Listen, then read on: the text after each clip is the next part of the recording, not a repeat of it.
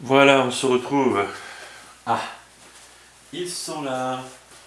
On change pas nos bonnes petites habitudes. J'espère que vous avez le temps de boire un petit thé ou un petit café ou un jus de fruits peut-être. Alors, on commence une nouvelle série avec ce mois de septembre où on va parler de ces relations désespérées. Parce qu'en regardant autour de nous, franchement, on se rend compte que ce dont notre monde a besoin, c'est d'amour.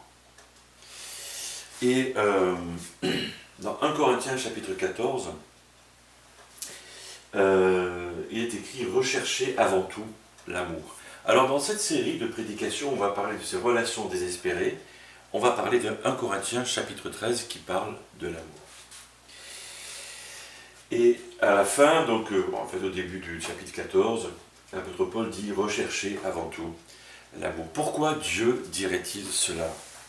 Parce que si tu aimes vraiment quelqu'un, tu ne vas pas le blesser, tu ne vas pas mentir, tu ne vas pas le calomnier, tu ne vas pas essayer de lui piquer sa voiture, sa maison, quelqu'un qu'il aime, etc. Enfin, le calomnier, etc. Tu vois?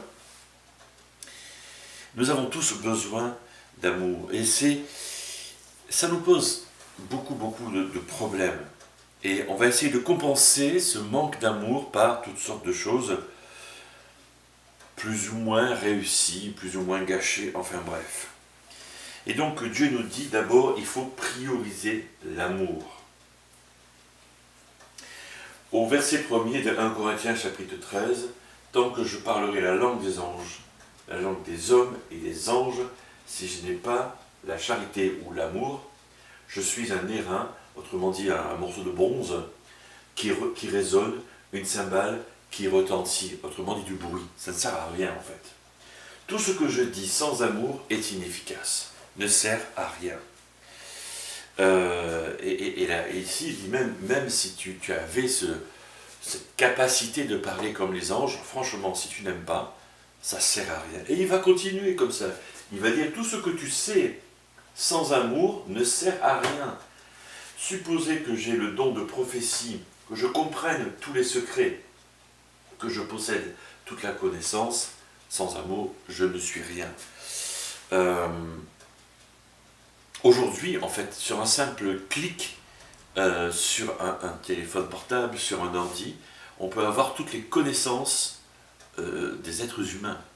Mais est-ce que les choses vont mieux entre les hommes? Ben non, pas du tout. La connaissance n'étanche pas cette soif d'amour. Et puis, l'apôtre Paul va continuer, tout ce que je crois sans amour est inefficace.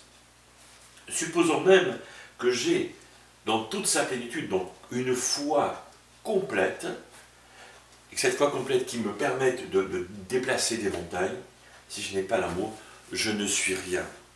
Moi, j'aimerais bien avoir cette foi complète qui déplace les montagnes, avec l'amour, bien sûr. Mais voilà.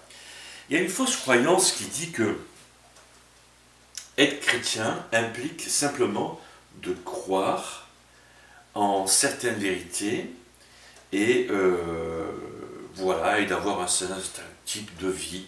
C'est-à-dire que, en résumé, je crois en Jésus, donc je suis chrétien. Mais à ce moment-là, le diable et ses démons sont chrétiens. Je suis désolé, si la simple définition d'être chrétien, c'est ça, oui, parce que le diable croit que Jésus existe. Il a même croisé à plusieurs moments de son existence, et il croit même que Jésus est le Fils de Dieu. Ça a été un débat entre eux. Mais est-ce que le diable aime Jésus? Non, bien sûr que non. Ce que je veux dire par là, c'est que quand on devient disciple de Jésus, on se rend compte que Jésus nous aime. Et on se rend compte que Jésus nous demande d'aimer les autres. Et le christianisme est un mode de vie basé sur l'amour de l'autre. Il continue. Tout ce que je donne sans amour est inefficace. Quand je distribuerai tous mes biens pour la nourriture des pauvres, quand je livrerai même mon corps pour être brûlé, même si je n'ai pas l'amour, cela ne me sert de rien. Oui, parce qu'on peut donner On peut donner sans amour. On peut donner pour des motifs totalement égoïstes.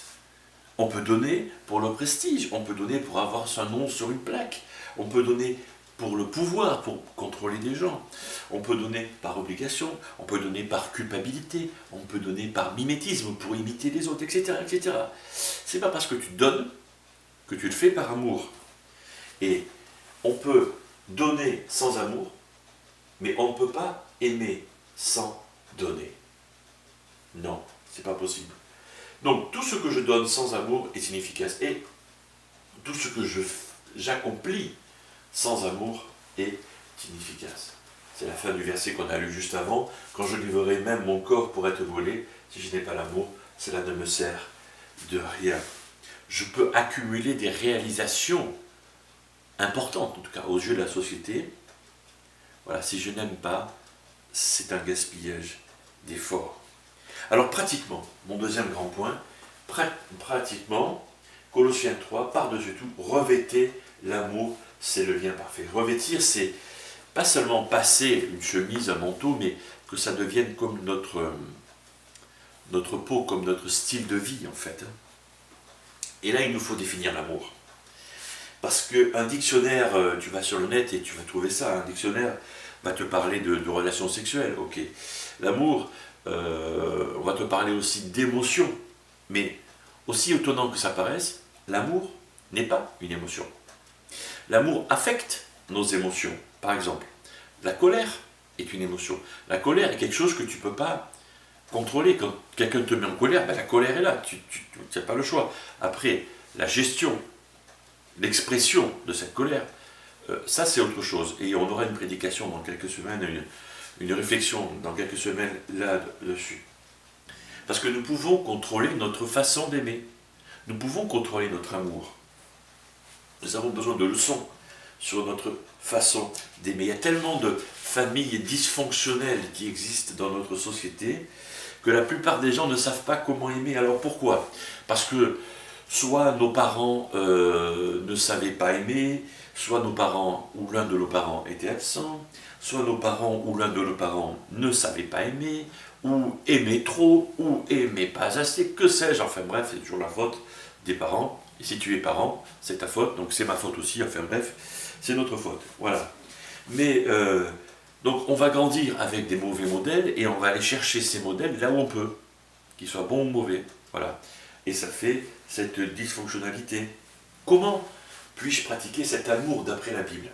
Et la Bible a une définition qui se trouve dans 1 Corinthiens chapitre 13, versets 4 à 8. L'amour est patient, il rend service, il n'est pas jaloux, il ne se vante pas, ne se gonfle pas d'orgueil, ne fait rien de honteux, ne cherche pas son intérêt, ne se met pas en colère. Voilà. Ça ne ressemble pas en fait à ce que notre pratique de l'amour. Hein. Ne se souvient pas du mal, ne se réjouit pas de la justice, se réjouit de la vérité, excuse tout, croit tout, espère tout, supporte tout, l'amour ne disparaît jamais. Voilà la définition de l'amour selon Dieu. Alors on se rend compte qu'on a beaucoup d'efforts à faire dans pas mal de domaines. Eh bien c'est bien, on a de quoi faire jusqu'à la fin de nos jours, c'est bien impeccable. On ne va pas rester sans rien avoir à faire. La question c'est quel genre de personne aimante tu es.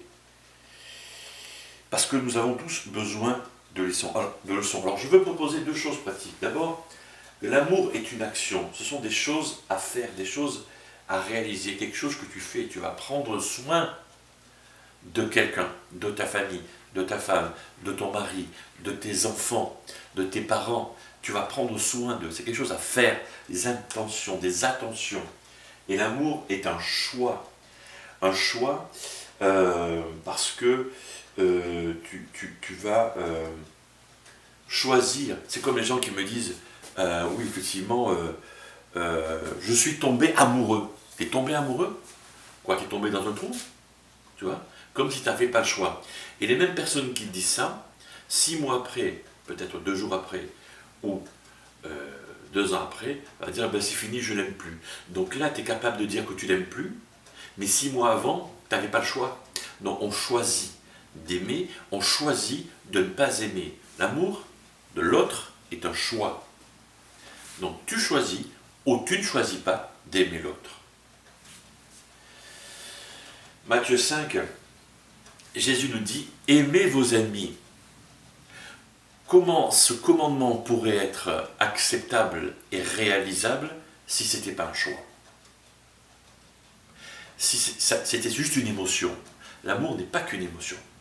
L'amour influe sur mes émotions, mais j'ai le choix. Tu as le choix de diriger ton amour. J'ai d'autres exemples. Si tu es parent et que tu as envie de dormir, tu es fatigué, c'est la nuit, mais que ton enfant est dans la chambre d'à côté et pleure, tu vas te lever. Toi, ce que tu as envie, c'est de dormir, mais tu vas te lever pour aller voir ce qui se passe avec ton enfant, etc. Et puis je termine avec la permanence de l'amour. L'amour ne disparaît jamais. 1 Corinthiens 13. Maintenant, 3 choses sont toujours là, la foi, l'espérance et l'amour. Mais la plus grande des 3, c'est l'amour. Pourquoi l'apôtre Paul dit ça? Parce que la foi c'est quelque chose, l'espérance, c'est grand aussi. Parce que quand on sera au paradis, la foi, on n'en aura plus besoin, puisque Dieu sera là, Jésus sera là. Plus besoin de croire en quelque chose qu'on ne voit pas, puisqu'ils seront là. Ok.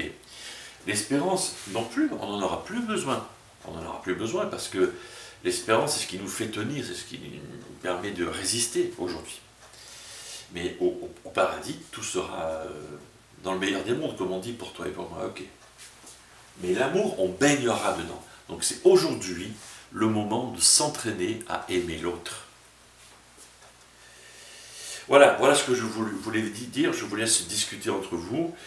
Et la semaine prochaine, on continuera sur ces relations désespérées. Bonne discussion à tous et à toutes. Et à très bientôt.